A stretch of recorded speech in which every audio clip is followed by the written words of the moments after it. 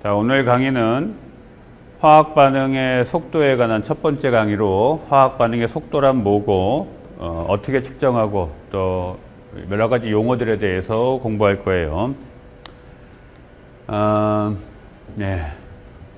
케미컬 키네틱스라고 하는데 이 분야를 케미컬 키네틱스에서는 화학 반응의 속도를 측정을 해서 그거로부터 아주 유용한 정보들을 우리가 얻어낼 수 있게 됩니다.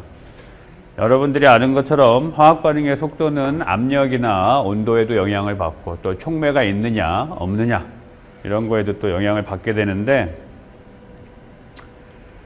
이런 케미컬 키네틱 스터디를 하게 되면 궁극적으로는 화학 반응의 메커니즘이 어떻게 되는지 알게 돼요. 화학 반응의 메커니즘은 무엇이냐라는 거에 대해서는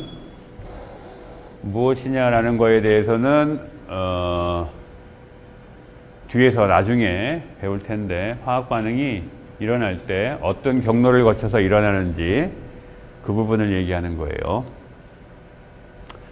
자, 우리가 그 키네틱 어널리시스를 할 때 가장 먼저 해야 되는 게 일어나는 화학 반응이 어떤 반응이 일어나는지를 알아야 되죠. A하고 B가 반응을 하는 건지 A하고 C가 반응을 하는 건지. 일반적으로 리액턴트가 뭔지는 알지요. 자기가 넣었으니까.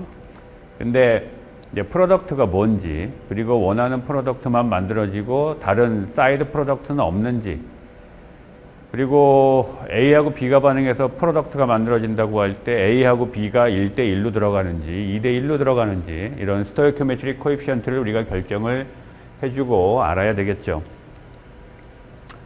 그래서 기본적으로 키네틱 실험을 할 때 우리가 관찰하는 데이터는 반응 시간에 따라서 농도, 리액턴트나 또는 프로덕트의 농도가 어떻게 변하고 있는지 그 추이를 관찰하는 거예요. 그런데 이 화학 반응이라는 게 앞서 얘기한 것처럼 온도에 민감하기 때문에 이 키네틱 익스페리먼트를 할 때는 온도를 일정하게 유지한 상태에서, 리액션 믹스처의 온도가 일정하게 유지된 상태에서 실험을 해야 됩니다. 자, 그러면 먼저 농도를 모니터링 한다고 했는데, 농도를 모니터링하는 방법을 몇 가지 소개해 볼게요. 관찰하는 실험이 무엇이냐에 따라서 모니터링하는 방법이 다를 수가 있어요.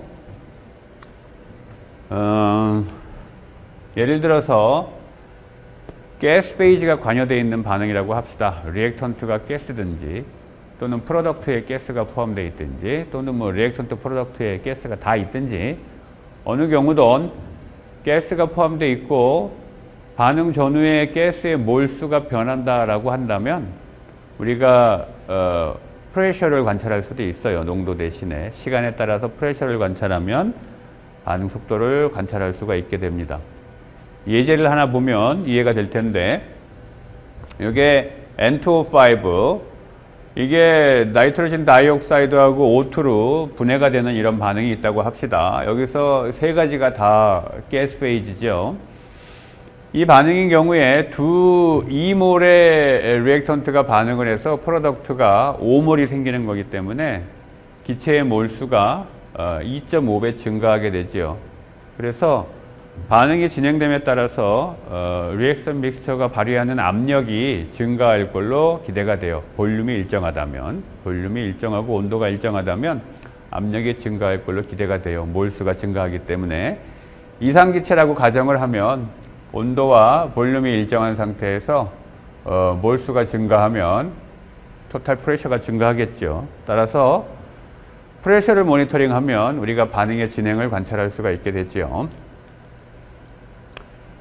요 화학 반응식의 양변을 2로 나눠서 이렇게 다시 씁시다. 이렇게 쓰고선 다음 슬라이드에서 좀 더 수식적으로 표현해 볼 텐데, 여기서 얘기했던 것처럼 1몰이 반응하면 나이트로젠 다이옥사이드 2몰하고 옥시전 가스가 0.5몰이 되기 때문에 압력은 2.5배 증가하게 될 거예요.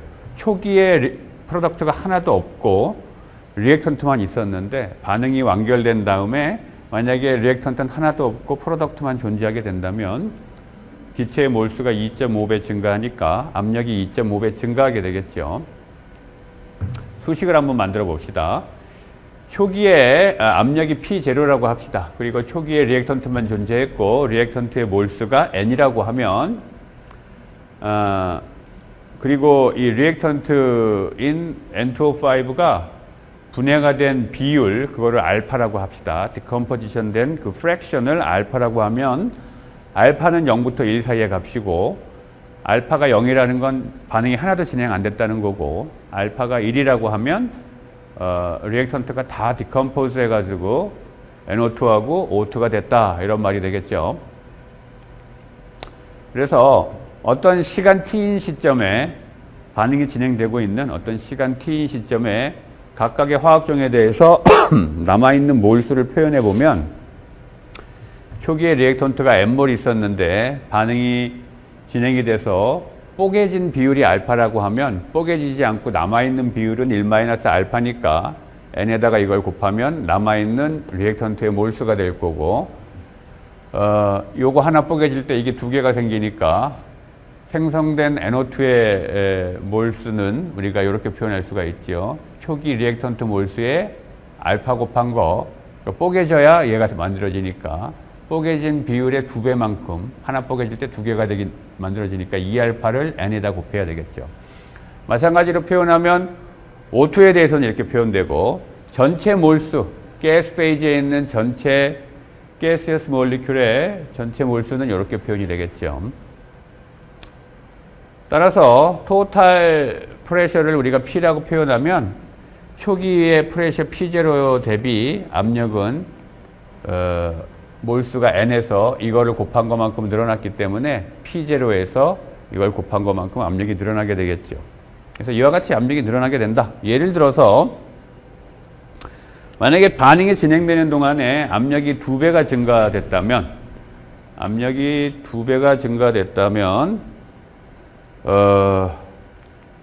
여기다가 압력이 P0의 2배로 늘어나게 되면 P0 약분하고 알파 값이 0.67 그래서 3분의 2 3분의 2가 반응이 되고 3분의 1은 남아있다 이런 상태가 되겠죠. 이와 같이 가스가 포함된 그리고 gaseous molecule의 몰수가 변하는 반응인 경우에는 단순히 그냥 압력을 모니터링하는 것으로 우리가 키네틱 실험을 할 수가 있어요. 그 다음에 일반적으로 가장 많이 쓰는 테크닉은 스펙트로포토메트리예요.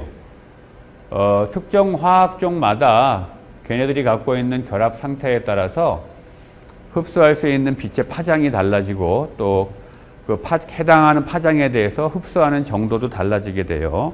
그래서 스펙트로포토미터를 가지고 리액션 믹스처가 흡수하는 흡수 스펙트럼을 찍게 되면 그 흡수 스펙트럼의 인텐시티가 특정 파장에서 어떻게 변하는지 그걸 관찰함으로 인해서 농도를 결정할 수 있게 돼요. 왜냐하면 농도에 비례해서 그 흡수 파장, 흡수되는 빛의 세기도 달라지기 때문에 예를 들면 H2하고 Br2가 반응을 해서 HBr이 되는 이런 반응인 경우에 가시광선 영역에서 이 브로민이 흡수를 해요. 그래서 가시광선 영역에서 스펙트럼을 우리가 얻게 되면 초기에 브로민이 흡수하는 흡수 스펙트럼이 크게 나오다가 점점점 반응이 진행됨에 따라서 얘가 사라지게 되면 얘가 흡수했던 스펙트럼이 점점 낮아져서 만약에 반응이 오른쪽으로 다 간다면 얘가 흡수하던 픽이 없어지겠죠. 그래서 흡수 스펙트럼의 인텐시티가 시간에 따라서 줄어드는 정도를 우리가 모니터링하면 농도가 어떻게 줄어들고 있는지 그걸 알 수 있게 되죠.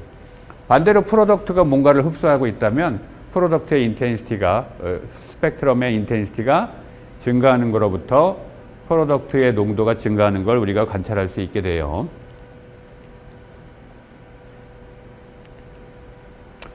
그 다음에 또 다른 방법으로 전기적으로도 또 측정할 수가 있어요. 농도의 변화를. 예를 들면 여기 있는 반응처럼 이게 터셔리 뷰틸 클로라이드하고 수용액에서 물 분자하고 반응을 해서 알코올하고 이런 애들이 이온들이 생기는 이런 반응이라고 합시다. 그러면 이제 반응이 진행되면 이온들이 만들어지는 거기 때문에 물속에 이온이 많이 있을수록 수용액의 컨덕티비티가 증가해서 전류가 더 많이 흐르게 되겠죠.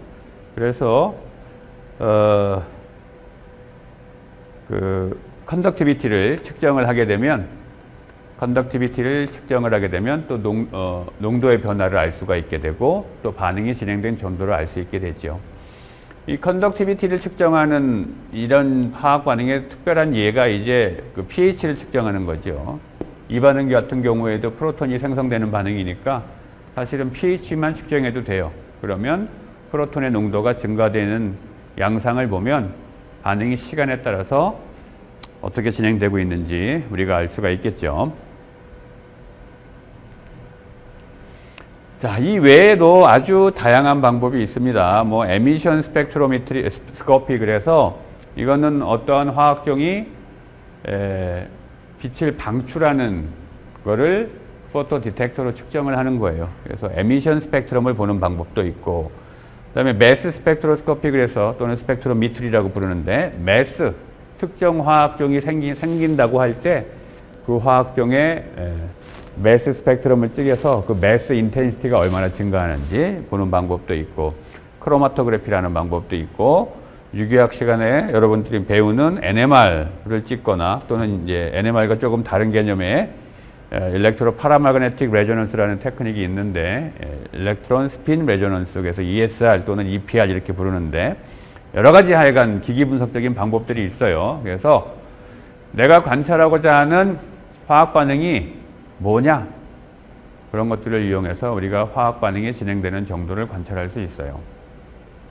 아주 간단한 반응은 사실은 무게를 재서도 관찰할 수 있어요.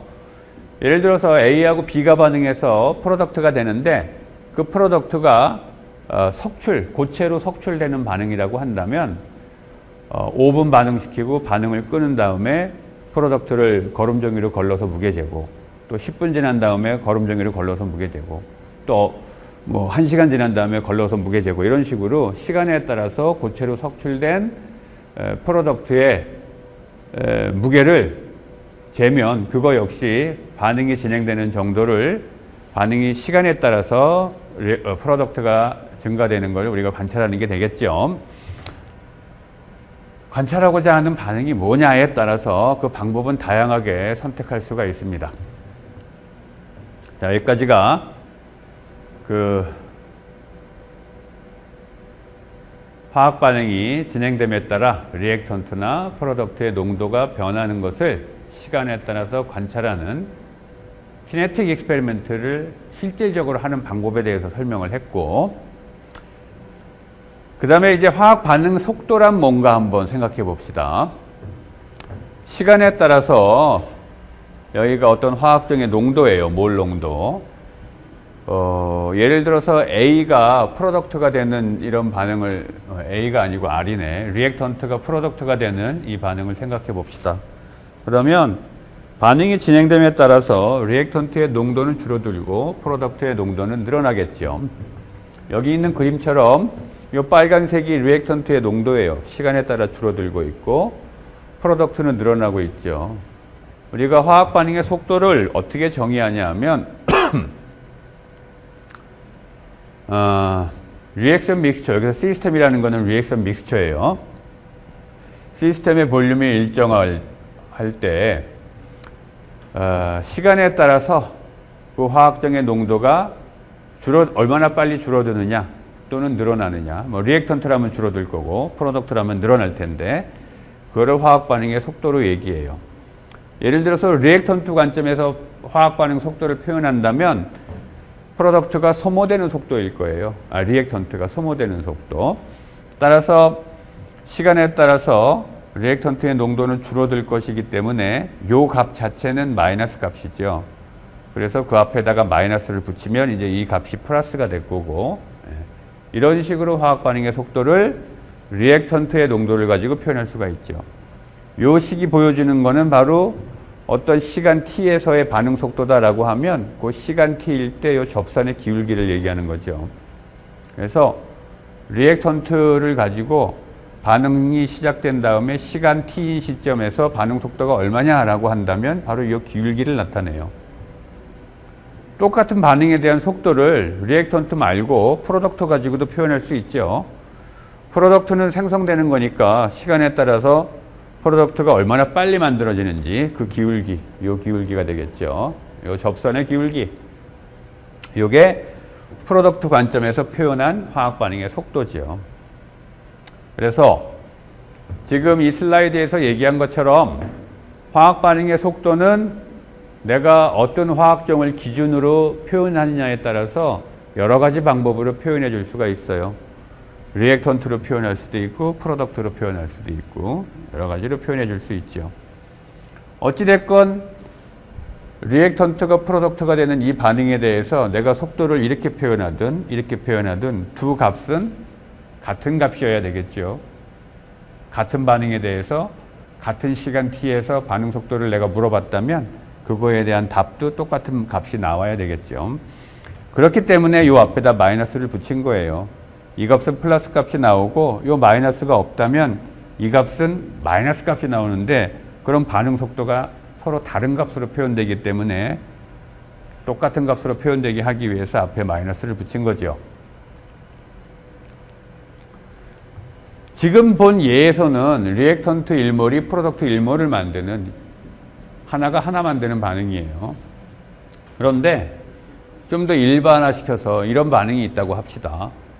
A가 두 개의 B하고 만나서 세 개의 C와 D 한 개를 만드는 이런 반응이 있다고 한다면 우리가 화학 반응의 속도를 네 가지 화학종을 가지고 표현해 줄 수가 있을 거예요.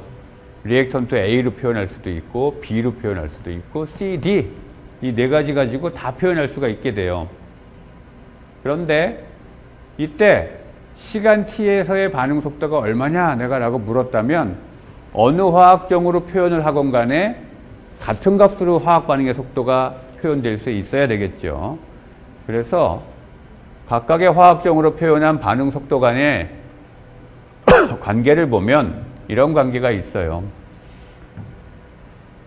리액턴트 A에 대해서 만약에 표현한다면 시간에 따라서 A는 줄어드는 거니까 이런 식으로 표현하면 되는데 B에 대해서 또 표현한다고 하면 시간에 따라서 B 역시 줄어들겠죠. 그러니까 마이너스 DT분의 DB 이렇게 표현하면 될 것 같지만 그렇게 표현하고 나면 이 값과 이 값은 다르죠.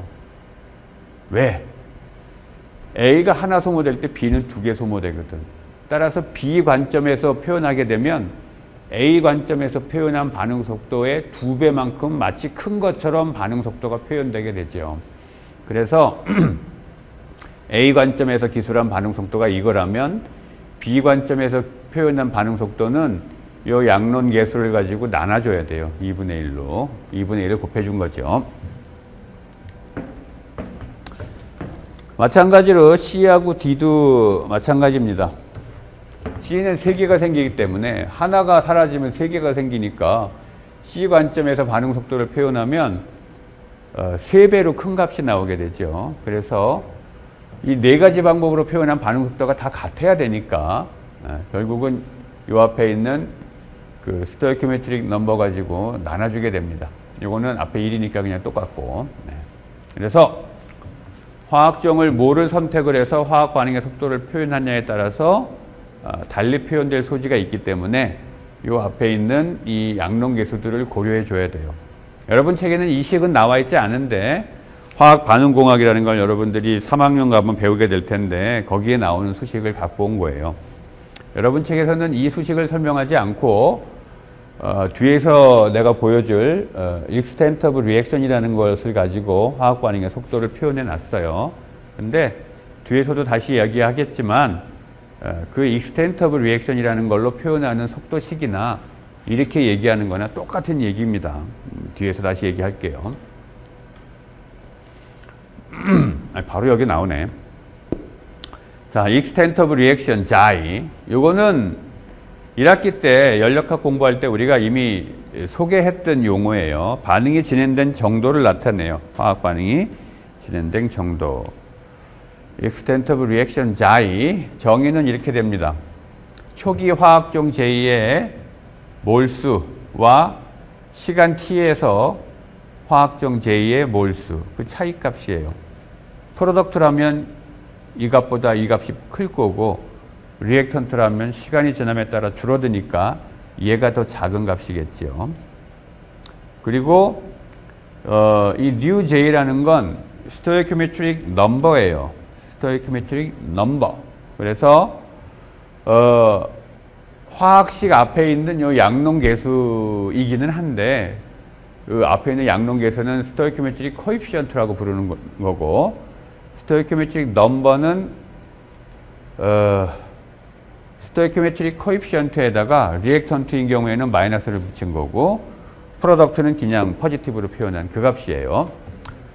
그래서 A 같으면 스토이키오메트릭 넘버가 리액턴트니까 마이너스 1, B는 마이너스 2, C하고 D는 둘 다 프로덕트니까 스토이키오메트릭 넘버와 스토이키오메트릭 코에피션트가 같은 값이죠. 3과 1이죠. 그러면 이 반응식을 예를 들면 지금 B를 가지고 우리가 extent of reaction을 얘기하면 NB-NB0 나누기 new J 값은 마이너스 2가 되겠죠. 그래서 분모에 마이너스 값이 있고 분자가 이게 지금 리액턴트이기 때문에 N0보다는 NJ 값이 NB0보다는 NB 값이 작은 값이니까 분자도 마이너스고 분모도 마이너스고, 그래서 결국은 extent of reaction은 플러스 값이 되도록 이렇게 define 돼 있어요.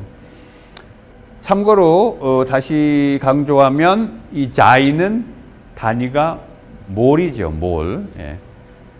분자의 단위가 몰이고 이건 단위가 없기 때문에 자이의 단위는 몰수예요. 이 슬라이드는 1학기 때 이 자이를 소개할 때 썼던 슬라이드인데, A하고 B 사이에 평형 반응이 있다고 한다면 뭐 L-알라닌과 D-알라닌 사이에 평형 반응이다 뭐 이럴 때 자이를 우리가 이렇게 디파인 했었고, 이 자이가 나타내는 거는 화학 반응이 진행된 정도를 나타내는 척도다 이렇게 얘기했었어요. 그래서 델타 자이만큼 반응이 일어났다라고 하면 리액턴트는 델타 자이만큼 줄어드는 거고, 프로덕트는 델타 자이만큼 늘어나는 거고, 이렇게 되는 거였었죠.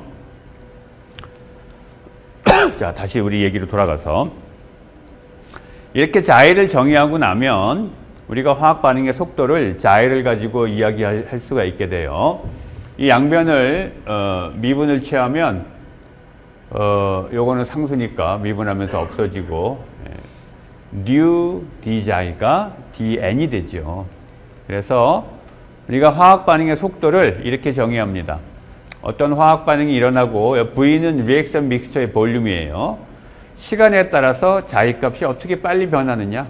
시간에 따라 extent of reaction이 빨리빨리 변하면 반응 속도가 빠른 거고, 이게 천천히 변하면, 이 기울기가 완만하면 반응 속도가 느리다라는 거죠. 그거를 리액션 믹스처의 볼륨으로 나눠준 거, 이게 바로 화학 반응의 속도다라는 거예요.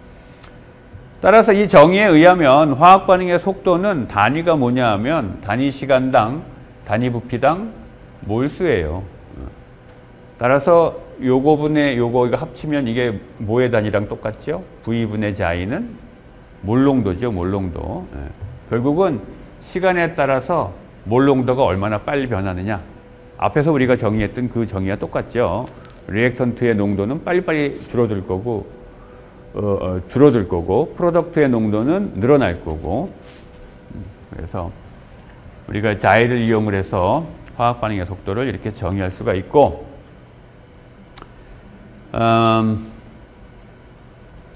요거 여기에 d자이는 이거분의 이거니까 여기다 대입하고 나면 화학 반응의 속도가 이렇게 되죠. 그렇죠? 그리고 나서 만약에 이 V, 리액션 믹스처의 볼륨, 이게 일정하다면, 이게 콘스탄트라면 요거분의 요 녀석을 몰농도로 바꿀 수가 있죠. 요렇게 몰농도로 바꿀 수가 있지. 요거분의 요거 바로 제2의 몰농도니까 이렇게 바꿀 수가 있게 되고, 바로 요 식이 바로 뭐예요? 내가 앞에서 보여줬던, 좀 돌아가면 요식하고 똑같은 거죠. 여기 있는 이 각각의 표현들이 바로 화학종 A, B, C, D 관점에서 각각의 4개의 화학종 관점에서 요식을 이용을 해서 반응 속도를 표현한 거죠. 바로 A에 대해서는 스토이코메트릭 넘버가 1이니까 dt분의 da이고 B에 대해서는 2B가 반응하는 거였으니까 여기가 마이너스 2가 된 거고, C는 3C가 생겼으니까 여기가 3이 됐던 거고, D는 1D가 생겼으니까 여기가 1이었던 거죠. 자,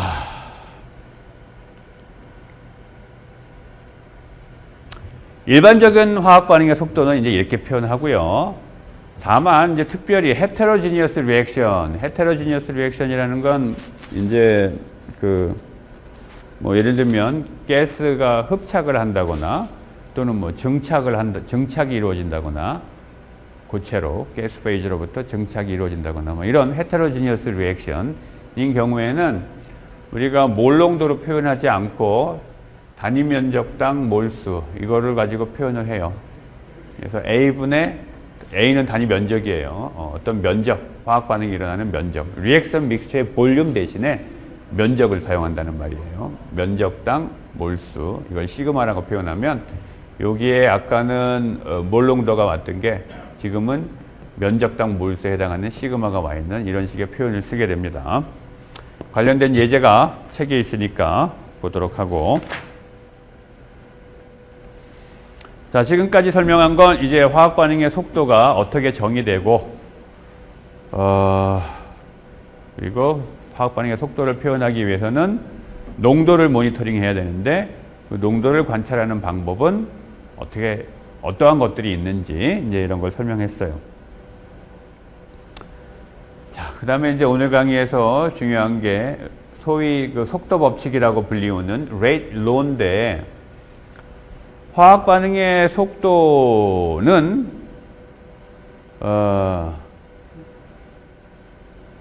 우리가 메커니즘을 정확하게 안다면, 뒤에서 나중에 공부할 메커니즘을 정확하게 안다면 화학 반응의 속도를 이론적인 식으로 표현할 수도 있기는 해요.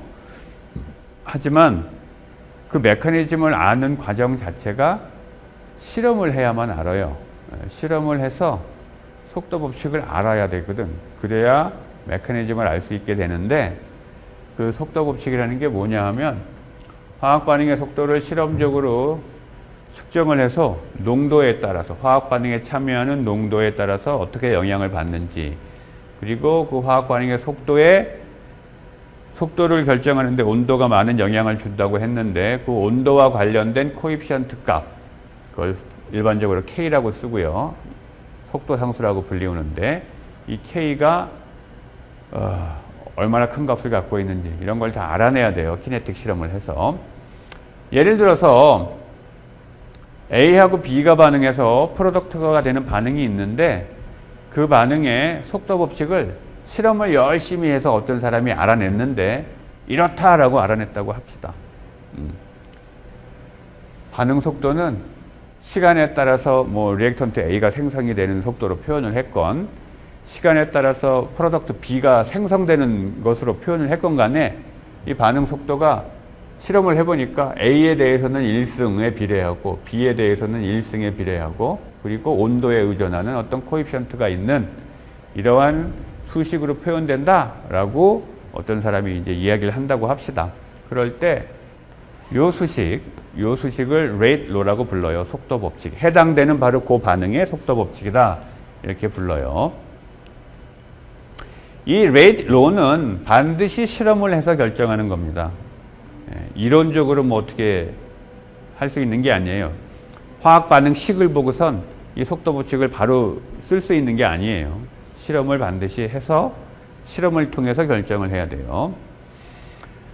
그리고 여기에 있는 K, 요거를 속도 상수라고 불러요. rate constant. 일반화학 시간에 다 배웠죠. 이 속도 상수 K는 이름은 상수인데 실제로 상수는 아니에요. 왜냐하면 온도에 아주 심하게 의존하는 함수거든. 일반적으로 온도가 높아지면 이 속도 상수 값이 커져요. 그러니까 상수 아니지. 그럼에도 불구하고 사람들이 상수라고 부르는 이유는 최소한 농도에는 무관하거든. 예. 최소한 농도에 대해서는 리액턴트의 농도가 진해지건 프로덕트의 농도가 진해지건 상관없이 농도에 대해서는 무관한 값이기 때문에 네가 이거를 상수라고 불러요. 레이 콘스탄트. 근데 중요한 건 절대 상수가 아닙니다. 온도의 함수예요. 그것도 나중에 공부하겠지만 온도의 익스포넨셜 펑션이에요. 굉장히 온도에 민감한 파라미터 값이에요. 자, 그래서 속도 법칙을 그냥 수학적으로 표현하면 반응 속도는 여러 가지 반응에 참여하는 화학점들의 농도의 함수다. 그리고 농도와 무관한 어떤 코에피션트, 속도 상수 K가 들어간다라는 거예요. 일반적으로 이렇게 농도 가지고 표현을 해요. 속도 법칙을. 하지만 가스 페이즈 리액션인 경우에는 농도 대신에 압력을 쓰기도 해요. 왜냐하면 이상기체 상태방정식에서 어떤 화학종 J의 이상기체 상태방정식은 이렇게 될 텐데 여기서 J의 부분합은 바로 요거하고 직결되지요. J의 부분합은 바로 J의 몰농도하고 비례하기 때문에 온도가 일정할 때는 PJ나 이 J의 몰농도나 그놈이에요. 이 앞에 어떤 온도가 일정할 때는 이게 상수값이 되기 때문에 그래서 뭐 농도로 표현해도 되지만 몰농도로 표현해도 되지만 해당 화학정의 부분합 파셜 베이퍼 프레셔 가지고 속도 법칙을 표현하기도 해요. 그래서 이렇게 표현할 수도 있고 이렇게 표현할 수도 있고 농도 또는 압력으로 속도 법칙을 표현한다 라는 겁니다. 네.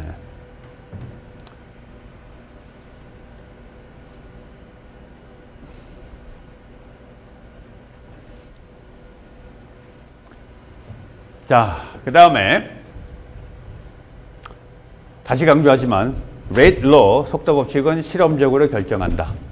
이거 왜 실험적으로 결정하는지 한번 봅시다.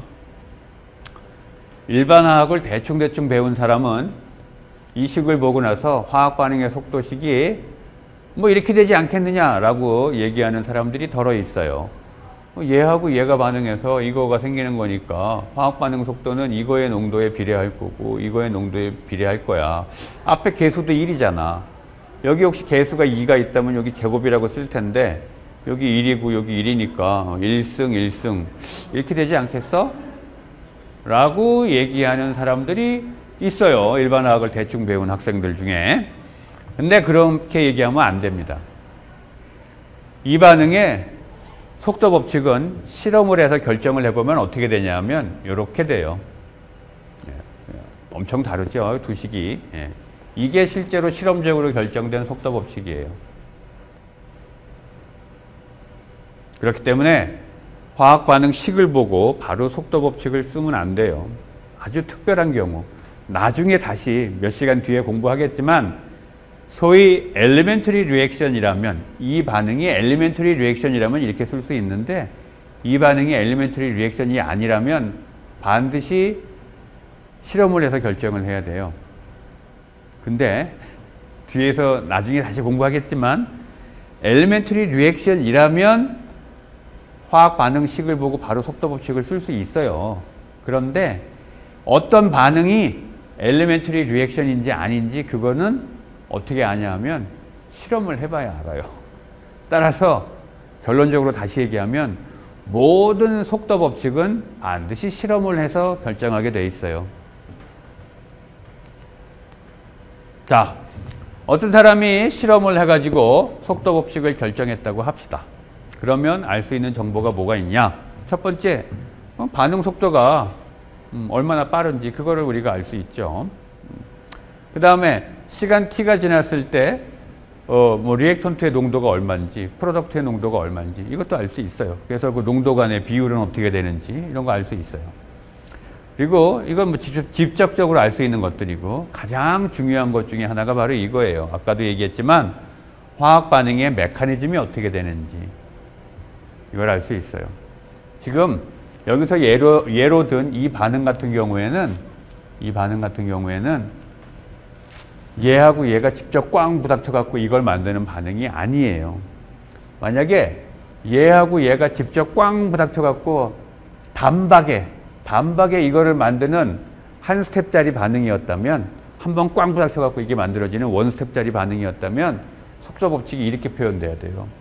그런데 이렇게 표현되지 않고 이렇게 복잡하게 표현된다는 것 자체가 이 반응은 간단한 메커니즘으로 일어나는 게 아니고 복잡한 여러 단계를 거쳐서 일어나고 있는 반응이다라는 걸 우리한테 암시하고 있는 거예요. 그래서 어떤 화학 반응의 메커니즘을 우리가 알아낼 수 있게 되는 방법은 나중에 뒤에 있는 강의에서 설명을 할게요.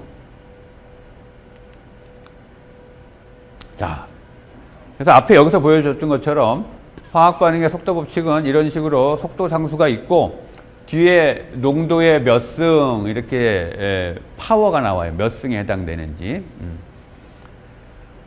여기에서 A, B, 소문자 A, B 이런 것들을 갖다가 이제 오더라고 불러요. 화학적 A에 대해서는 A차 반응, B에 대해서는 B차 반응, 뭐 이렇게 반응 차수인데 여기서 소문자 A, B, C 이런 걸 갖다가 각각의 화학종에 관한 차수라고 부르고 이 A, B, C 요 소문자 이 값들을 쭉 다 더한 거를 갖다가 오버롤 오더라고 불러요. 리액션 오더, 오버롤 리액션 오더라고 불러요.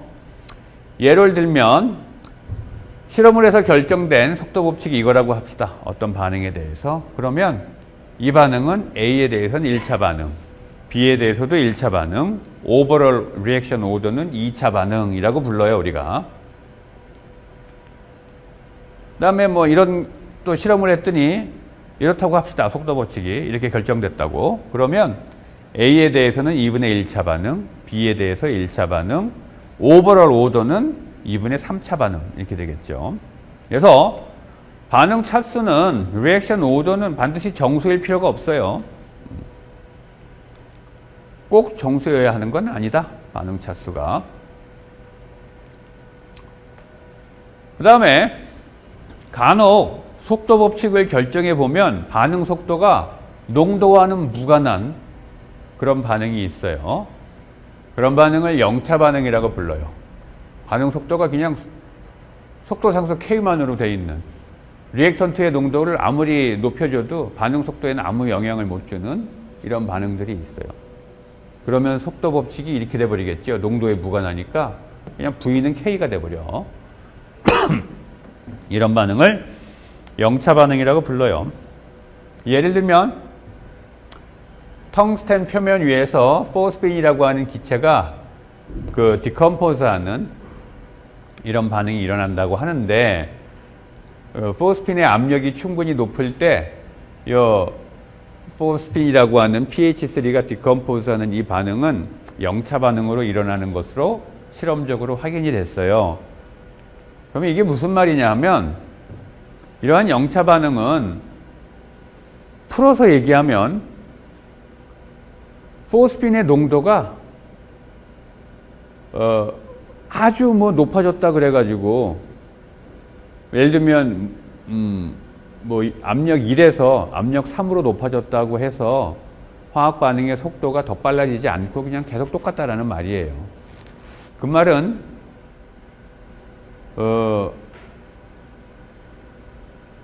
리액턴트의 농도, 압력이 바로 농도니까 리액턴트의 농도가 반응의 속도에 영향을 미치지 못한다는 말이고, 왜 그러냐 하면 중간에 병목 현상이 벌어지고 있기 때문에 그래요. 바틀렉, 어떤 메커니즘에 의해서 일어나는데, 예를 들면 이런 거예요. 포스핀이 가스 페이지에 아무리 많이 있어도 디컴포즈가 가스 페이지에서 일어나는 게 아니고 텅스텐 표면 위에 흡착이 된 다음에 텅스텐 표면 위에서 디컴포즈가 일어나게 되는데, 여기에 압력이 높으면 이미 텅스텐의 표면은 포스핀 분자들에 의해서 다 점유되어 있겠죠. 흡착이 돼가지고 텅스텐 표면이 꽉 차 있을 거예요.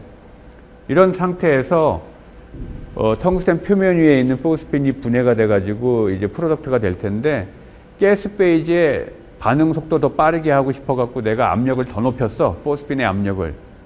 그렇다 그래서 여기에 포스핀이 더 붙을 수 있나요? 더 붙을 수가 없어. 이미 꽉 차 있기 때문에.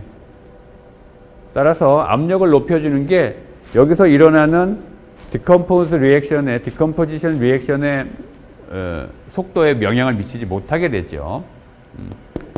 이와 같은 바틀렉, 어떠한 특정 단계가 전체 반응을 좌지우지 해버리는데 그 바틀렉이 나타나는 그게 뭐 흡착이라든가 이런 일이 돼버릴 때 제로 오더 리액션이 또는 제로스트 오더 리액션이라고도 부르는데 이런 반응이 일어나게 돼요.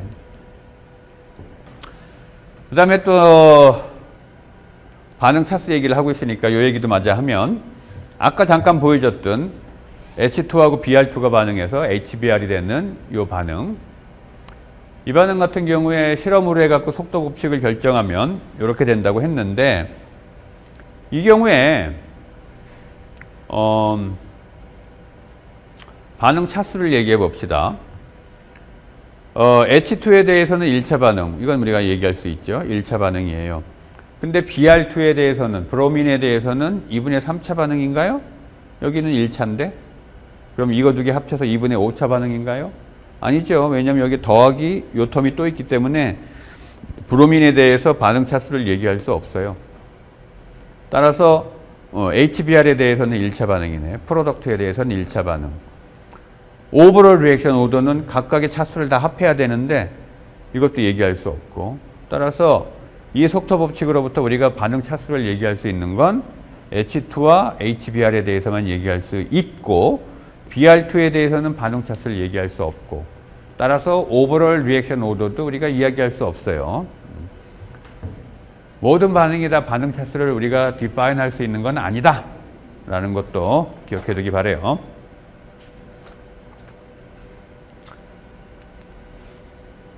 자, 그럼 이제 끝으로 지금까지 얘기한 rate law, 속도 법칙을 실험적으로 반드시 정해야 된다고 했는데, 그러면 실험적으로 속도 법칙을 정하는 방법은 뭐냐? 어떻게 속도 법칙을 실험적으로 정하느냐? 그거를 봅시다. 여러 가지 테크닉들이 있는데 아주 광범위하게 사용되는 두 가지 테크닉을 쓸 거예요. 실제로는 이 두 가지 테크닉을 병합을 해서 사용을 하게 돼요. 먼저 아이솔레이션 메소드라는 거를 써요. 이 아이솔레이션 메소드는 여기 뭐 주렁주렁 잔뜩 말을 써놨는데 이런 거예요. A하고 B가 반응을 해서 프로덕트가 된다고 합시다. 우리가 속도 법칙이라고 하면 이 속도 법칙을 실험적으로 결정해야 된다라고 얘기했는데, 확실한 것은 속도 법칙에는 속도 상수 K가 들어갈 거고 거기에 농도의 몇 승에 비례하는지 그 반응 차수가 들어갈 거예요. 리액션 오더가 각각의 화학정에 대해서. 따라서 우리가 속도 법칙을 실험적으로 정해야 된다라고 할 때 결국 우리한테 필요한 정보는 뭐냐 하면 속도 법칙에 들어가야 될 화학정들이 뭐뭐가 있는지, 일반적으로 이건 우리가 쉽게 알 수 있죠. 그 다음에 각각의 화학정에 대해서 이게 몇 차 반응인지 그 차수를 결정하는 일이에요. 그런데 리액턴트가 A, B 두 개야. 이럴 때 A하고 B의 차수를 한꺼번에 결정하려고 그러면 복잡해요, 좀. 그렇기 때문에 A, B 중에 둘 중에 하나를 왕창 넣어요. 잔뜩 넣어. 익세스로. 익세스라는 게 왕창, 과량으로 넣는다는 거예요. 과량 넣으면, 예를 들면 B를 과량으로 넣었다고 합시다. 그러면 화학 반응이 진행되는 동안에 리액턴트 B의 농도는 A가 줄어들면서 B도 줄어들겠죠. 하지만 애초에 B는 과량을 넣었기 때문에 A가 거의 다 없어지더라도 B도 물론 없어지지. 하지만 애초에 과량을 넣었기 때문에 B의 농도는 거의 변하지 않는다라고 우리가 어프록시메이션 할 수 있게 되겠죠. 따라서 만약에 속도 법칙이 이게 이제 속도 법칙인데, 속도 법칙 얘를 우리가 실험을 해서 결정을 해야 돼요. 실험을 해서 결정을 해야 되는데 실제 속도 법칙이 이거였다고 가정을 합시다. 이거 자체를 우리가 실험을 해서 결정을 해야 되지만, 만약에 어떤 반응의 속도 법칙이 이거였다고 합시다. 그런데 B를 과량으로 넣었어요. 그러면 요거의 농도는 시간이 지나도 변하지 않는다라고 우리가 어프록시메이션 할 수 있으니까 속도 법칙이 이렇게 될 수 있어요. 속도 법칙 V는 A의 농도에만 의존해. 그리고 K 곱하기 요거 B0 초기 농도, B의 초기 농도에서 안 변하는 거니까 요 값이 또 다른 속도 상수 K'이라고 놓으면 되겠죠. 그래서 속도 법칙이 이렇게 될 거예요. B를 왕창 넣어서 A만 우리는 관찰하겠다라는 거예요. B를 과량으로 넣어서 이렇게 한 다음에 A의 농도에 따라 반응 속도가 어떻게 변하는지 관찰하게 되면 이 지수를 결정할 수 있게 되겠죠. 몇 차 반응인지. 이와 같이 해서 하는 방법을 아이솔레이션 메소드라고 불러요. 그리고 이렇게 해서 결정된 속도 법칙을 수도 rate law라고 불러. 이 같은 경우는 first order이기 때문에 수도 first order rate law 이렇게 불러요. 앞에 수도라는 말은 진짜는 아닌데 거의 진짜나 마찬가지다. 매한가지다. 이런 말이죠. 자, 그래서 리액턴트 A, B가 있을 때는 한 번은 뭐 A를 아이솔레이션 시키고 B를 과량으로 넣어서 두 번째는 뭐 A를 과량으로 넣어서 B를 아이솔레이션 시키고 이렇게 해서 교대로 A에 대한 차수를 결정하고 그 다음에 B에 관한 차수를 결정하고 이렇게 한다는 말이에요. 이게 아이솔레이션 메소드고 이 아이솔레이션 메소드와 함께 이제 병합을 해서 사용하는 게 메소드 오브 이니셜 레이트예요. 이거는 이제 초기 속도를 활용하는 건데 화학 반응의 속도가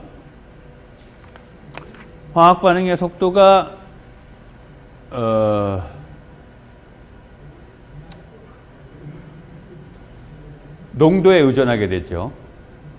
그리고 그거는 화학 반응이 진행되는 동안 계속 마찬가지죠. 농도에 의존하게 돼요.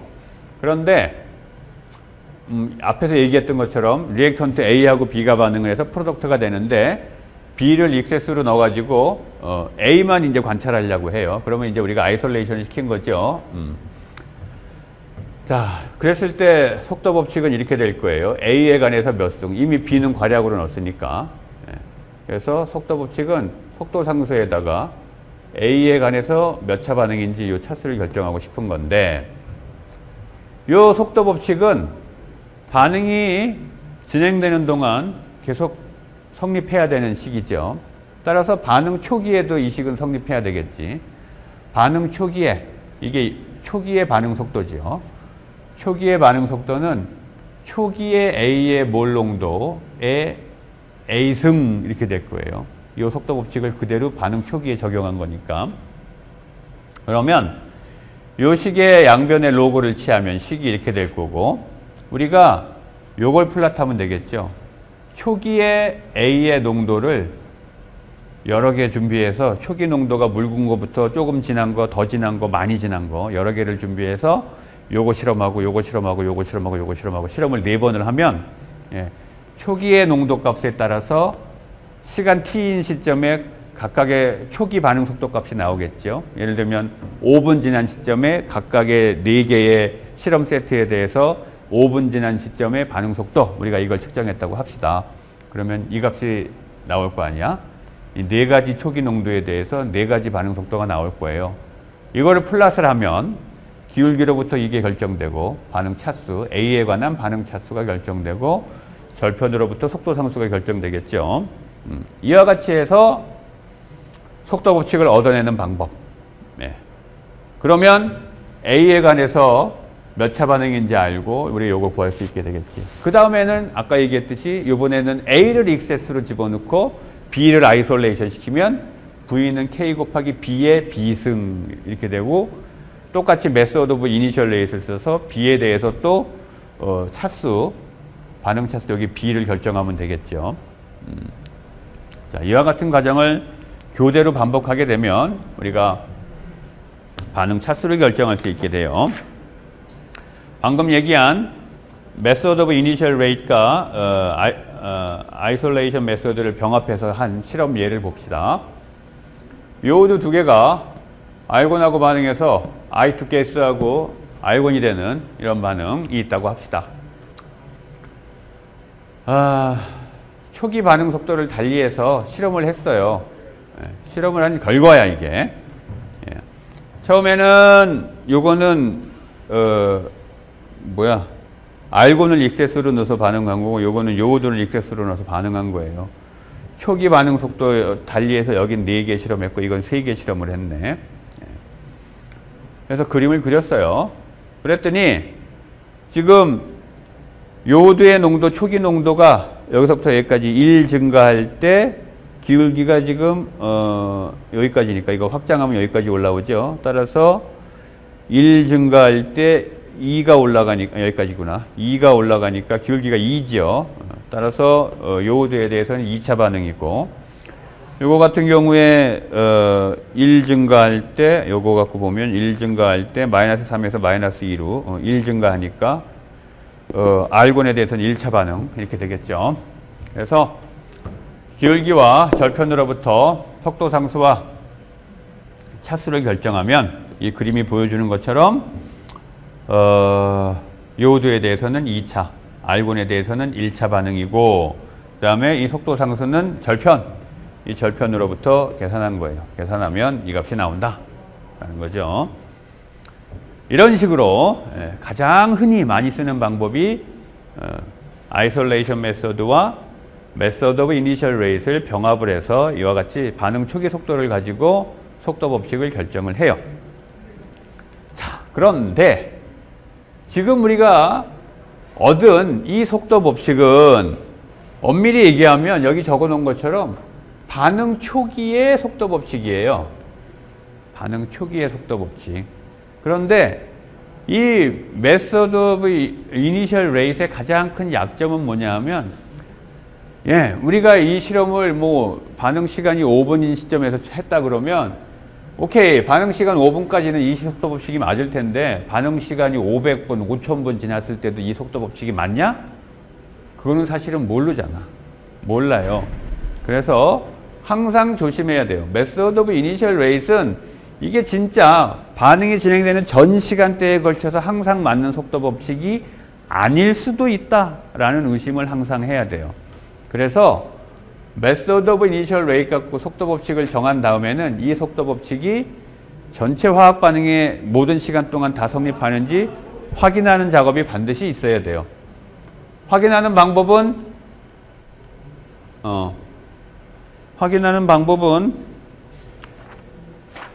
오래 반응시켜 보는 거죠. 이거 실험했던 그 시간보다 훨씬 긴 시간 동안 했더니 이 법칙으로 잘 맞아. 그러면 오케이. 단순 무식하게 시간을 길게 해서 실험해 보는 방법이고 또 한 가지 방법은 뭐냐 하면 프로덕트를 넣어보는 방법이에요. 메소드 오브 이니셜 레이트 가지고 얻은 이 속도 법칙이 전체 시간대에 거쳐서 맞지 않는 원인은 사실 여러 가지가 있을 수 있는데 그 중에 하나가 뭐냐 하면 프로덕트가 반응 속도에 영향을 미치는 경우, 프로덕트가 반응 속도에 영향을 미치는 경우에는 반응 속도 법칙이 맞질 않아요. 예를 들면 오늘 강의에 여러 번 나왔던 이 속도 법칙, 어떤 사람이 실험을 해서 결정한 이 속도 법칙을 봅시다. 반응 초기에는 어떨까요? 이 HBr은 프로덕트예요. H2하고 Br2가 반응해서 HBr이 되는 반응인데 반응 초기에는 이게 별로 없을 거예요. 이게 별로. 그렇죠? 이거 프로덕트니까 반응 초기에 메소드 오브 이니셜 레이트 갖고 속도 법칙을 결정한다면 누군가가 그 실험을 했다면 반응 초기니까 HBr은 별로 없을 거고 따라서 이 텀은 무시가 되겠죠. 그러면 요거하고 요거 약분하고 나면 속도 법칙이 어떻게 될 거냐 하면 H2에 대해서 1차 반응이고 Br2에 대해서는 2분의 1차 반응으로 얻어졌을 거예요. 2분의 1차 반응으로. 근데 만약에 이 반응을 메소드 오브 이니셜 레이트 갖고 실험을 해갖고 H2에 대해서 1차, Br2에 대해서 2분의 1차 반응이라고 주장을 한다면 그거는 오류다라는 말이야. 왜냐하면 그렇게 해서 얻은 그 속도 법칙이 전체 시간대에 걸쳐서 다 맞을지 안 맞을지 모르니까 꼭 확인을 해야 된다. 시간을 길게 해서 확인을 하든지 아니면 프로덕트를 넣어보든지. 이 반응 같은 경우에 프로덕트를 넣어보면 어떻게 될까요? 프로덕트를 넣어보면 반응 속도가 느려지게 될 거예요. 메소드 오브 이니셜 레이트 갖고 하게 되면 반응 속도 법칙이 요거 없어지고 이거 약분해서 2분의 1차 반응이니까 HBr의 농도에 무관한 속도 법칙이 얻어지잖아. 그런데 프로덕트를 넣어봤더니 반응 속도가 느려져. 그렇다는 얘기는 뭐야? 속도 법칙에 HBr이 들어가야 된다는 말이에요. 그렇기 때문에 이 속도 법칙을 알아낸 그 화학자는 속도 법칙 안에다가 HBr을 넣어놓은 거예요. 이와 같이 메소드 오브 이니셜 레이트 가지고 속도 법칙을 얻은 다음에 요 아래 첨자 제로를 떼버리기 위해서는 시간을 길게 해갖고 확인을 하든지 아니면 프로덕트 넣어보든지 이런 조치들을 취해 봐야 된다라는 겁니다. 자, 다음 시간에는 오늘 배운 이 속도 법칙을 적분을 해서 우리가 궁극적으로 알고 싶은 거는 시간 t가 지났을 때 리액턴트 농도가 그래서 얼만데 프로덕트 농도는 그래서 얼만데 그 값이 알고 싶은 거거든. 그래서 그 값을 알고 싶기 때문에 그 값을 알려면 우리가 오늘 공부한 속도 법칙을 적분을 해야 돼요. 그래서 소위 Integrated Rate Law라는 거를 다음 시간에 공부하겠습니다. 여기까지.